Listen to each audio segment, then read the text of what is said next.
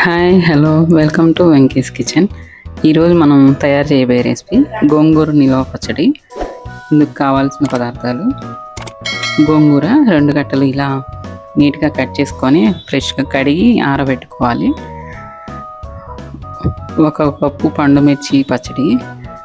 Already పండుమిర్చి చింతపండు వేసి తొక్కుకొని ఇలా పచ్చడి పట్టుకున్నాం అండి. ఈ పచ్చడి 1 బౌల్ ఆయిల్, 2 వెల్లుల్లిపాయలు, 2 స్పూన్లు జీలకర్ర, 2 స్పూన్లు ఆవాలు, 5 ఎండుమిర్చి. ఇప్పుడు తయారీ విధానం చూద్దాం. ముందుగా మనం స్టవ్ వెలిగించుకొని ప్యాన్ పెట్టుకొని గోంగూరని లైట్గా దూరగా వేయించుకోవాలి.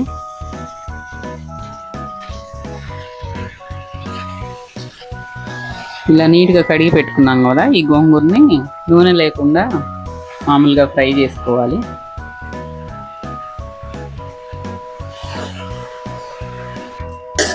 ఇలా తిప్పుతూ గరిటెతో మాడిపోకుండా మనం దూరగా వేయించుకోవాలి. ఇలా దూరగా వేయించుకున్నాక ఇప్పుడు మనం స్టవ్ ఆఫ్ చేసుకొని గోంగూరని ఆరబెట్టుకుందాం. మనం మిక్సీ పట్టుకోవాలి గోంగూర పచ్చడి. ముందుగా వెల్లుల్లి వేసుకోవాలి.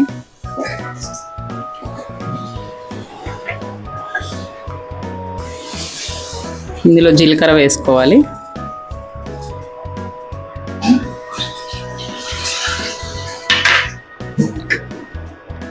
ఇప్పుడు రుచికి సరిపడా రాళ్ళు ఉప్పు వేసుకోవాలి.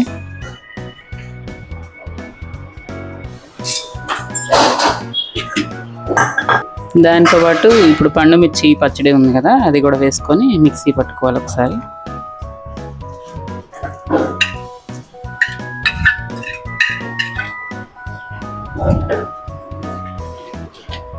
ఇలా ఒకసారి గ్రైండ్ చేసుకున్నాక పండుమిర్చి పచ్చడిని ఇప్పుడు గోంగూర కూడా వేసుకొని మిక్సీ పట్టుకోవాలి.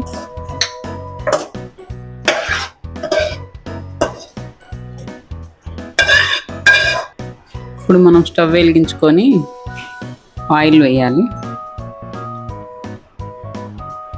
గోంగూర పచ్చడి తాలింపు పెట్టుకోవాలి. ఆయిల్ వేడెక్కాక ఇప్పుడు మనం ఆవాలు వేసుకుందాం తాలింపుకి.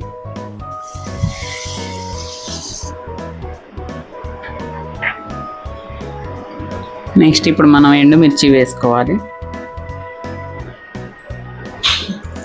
ఇప్పుడు రుచికి సరిపడా ఇంగువ పొడి వేసుకోవాలి, కొంచెం లైట్గా. టేస్ట్ బాగా వస్తుంది ఇంగువ పొడి వేయటం వల్ల.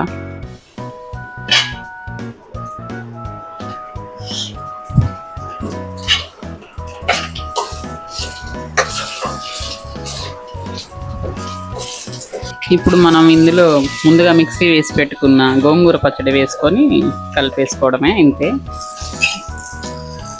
ఇప్పుడు మనం ఈ గోంగూర పచ్చడిని ఆయిల్లో బాగా కలుపుకోవాలి.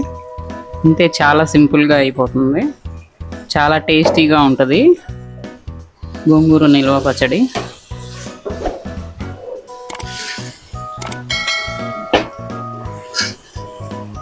ఇప్పుడు మనం సర్వింగ్ బౌల్లోకి తీసుకొని సర్వ్ చేసుకుందాం.